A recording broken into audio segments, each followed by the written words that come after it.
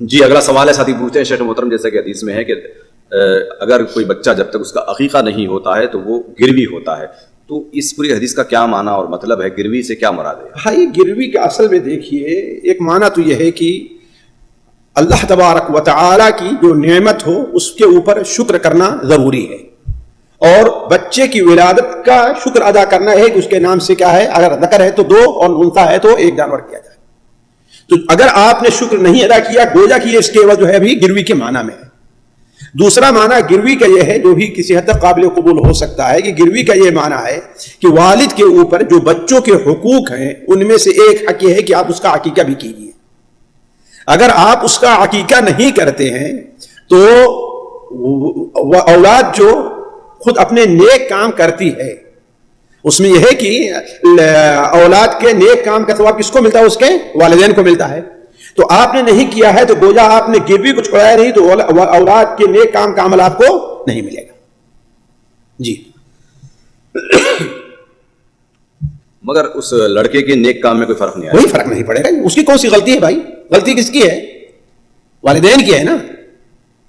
والدین کا حق بچے کا حق والدین کے اوپر ہے نا، کہ بچے کا حق ہے اس کے اوپر ہے نہیں۔ اگر وہ اپنا کرنا چاہے تو کر سکتا ہے، جیسے کہ اللہ کے رسول صلی اللہ علیہ وسلم نے نبوت کے بعد اپنا عقیقہ کیا، نہ کرنا چاہے تو کر سکتا ہے۔ نہیں، کئی سال تک بعض ماں باپ اگر یعنی والدین اگر عقیقہ نہ کریں تو اتنے سالوں تک کی نیکی رکی رہے گی۔ ہاں یعنی بچے کی نیکی یہاں تک پہنچے گی نہیں۔ جی جی جی، جو مانا ہے کہ ان کو نہیں ملے گی نیکی، اللہ ہے کہ بچہ خاص کر کے ان کو دعا کرے، ان کے لیے ان کے استغفار کرے تو پہنچے گا۔ لیکن بچہ ایک عمل کرے جیسے بچے کو اس کے عمل کا اجر مل رہا ہے، والدین کو یہ نہیں ملے گا۔ مثال کے طور پر ماں باپ ہیں، اپنے بچے کو ابھی شعبہ حفظ میں داخل کرا دیا ہے، اب بچہ قرآن پڑھ رہا ہے ابھی لیکن عقیقہ نہیں ہوا ہے، لیکن وجہ یہ ہوگی کہ آیا ان کے پاس استطاعت تھی کہ استطاعت نہیں تھی؟ استطاعت نہیں تھی، لا یکلف اللہ نفسا الا وسعہا، لیکن استطاعت تھی، سب کچھ تھا، نہیں کیا ہے، تو اس حدیث کا جو معنی بعض علماء نے لیا ہے کہ یہ اب یہ اس کے اجر کا اجر نہیں ملے گا۔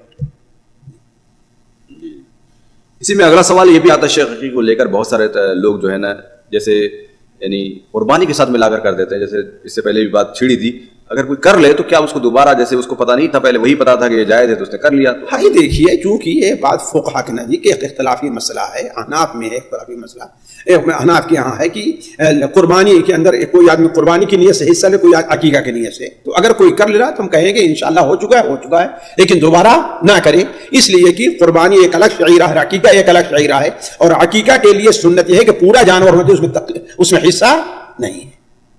لیکن اگر اس نے کر لیا ہے اور ایک فقہی مذہب گیا ہے، اور چونکہ بہت سے معاملات میں عقیقے کو لوگوں نے کس پر قیاس کیا ہے؟ قربانی پر قیاس کیا، جیسے قربانی میں حصے لہذا اس میں حصے ہو سکتے ہیں، تو انشاءاللہ ہو چکا ہے، کوئی حرج نہیں، دوبارہ کرنے کی ضرورت نہیں ہے۔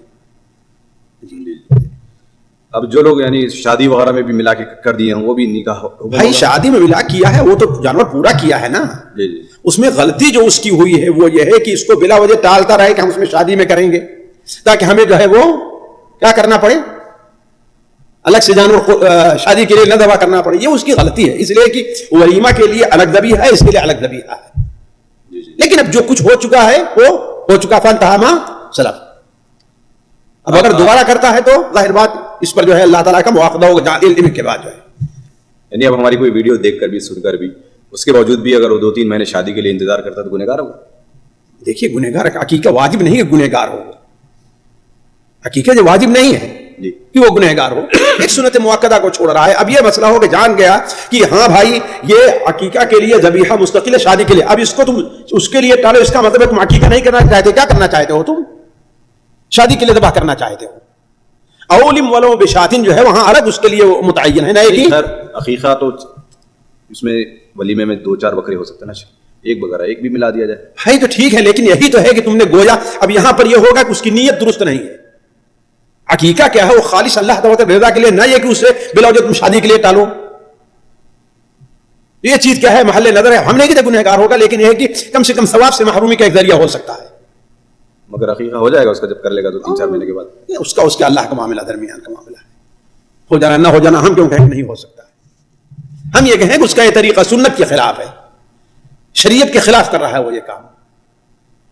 اب اللہ قبول کرے تو اس کی مرضی ہے، نہ قبول کرے تو رد کر دے تو اس کی مرضی ہے. یہ مجبوری دیکھی نہیں جا سکتی. کیا مجبوری ہے شیخ؟ مجبوری ہے مثال کے طور پر آج کل لڑکی کی شادی ہے, دعوت کھلانا ضروری ہے.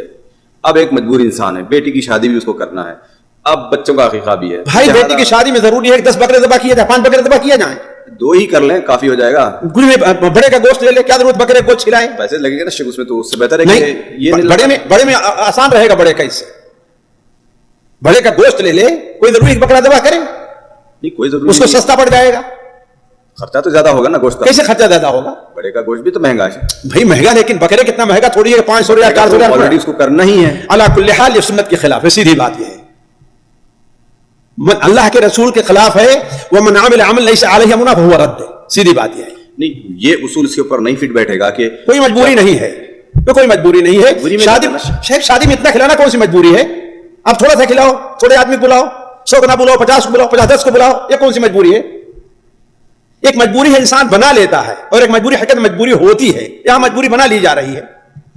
تو لڑکی کے رشتے کے لیے آج کل مجبوری بن چکی ہے. کوئی نہیں مجبوری ہے. ارے شیخ, وَمَن يَتَّقِ اللَّهَ يَجْعَل لَهُ مَخْرَجًا. ہم تو نہیں کرتے ہیں بھائی, ہم تو نہیں کرتے. کتنے لوگ ایسے نہیں کرتے, ان کی لڑکی شادی نہیں ہوتی. آپ ہمت کیے کہ ہوتا ہے کہ نہیں ہوتا ہے. یعنی ہمت کرنے کی ضرورت ہے. معاشرے سے ٹکرانا چاہیے. بالکل ٹکرانا چاہیے. لیکن اصلاح کیسے ہوگی؟ اگر ہر آدمی یہی سوچ لے تو اصلاح کیسے ہوگی؟ معاشرے کی برائی بڑھتی چلی جائے گی. سامعین اکرام, ہمارے علمی اور عوامی دروس اور سوال و جواب کی مجلسوں سے آپ خود بھی مستفید ہوں اور اپنے دوست و احباب کے ساتھ بھی شیئر کریں. عین ممکن ہے کہ آپ کے شیئر سے کسی کی اصلاح اور آپ کے لیے صدقہ جاریہ بن جائے. واٹس ایپ پر اسلامک میسج حاصل کرنے کے لیے نمبر نوٹ فرمائیں. یعقوب عزیز 00966 508959 واٹس ایپ سوال جواب گروپ میں ایڈ ہونے کے لیے نمبر نوٹ فرمائیں. عبدالسلام عمری 00966 502627 نمبر بھیجتے ہوئے نام اور پتہ ضرور لکھیں. اسی طرح ہمارے یوٹیوب چینل اسلامی دعویٰ کو ضرور سبسکرائب کریں تاکہ ہماری ہر نئی اور اہم ویڈیو کی اطلاع آپ کو فوری حاصل ہو جائے. تمام دروس, مقالات اور سوال و جواب سیریز کے لیے ہماری مشہور ویب سائٹ www.islamidawah.com کا مشاہدہ کرتے رہیں. السلام علیکم ورحمۃ اللہ وبرکاتہ.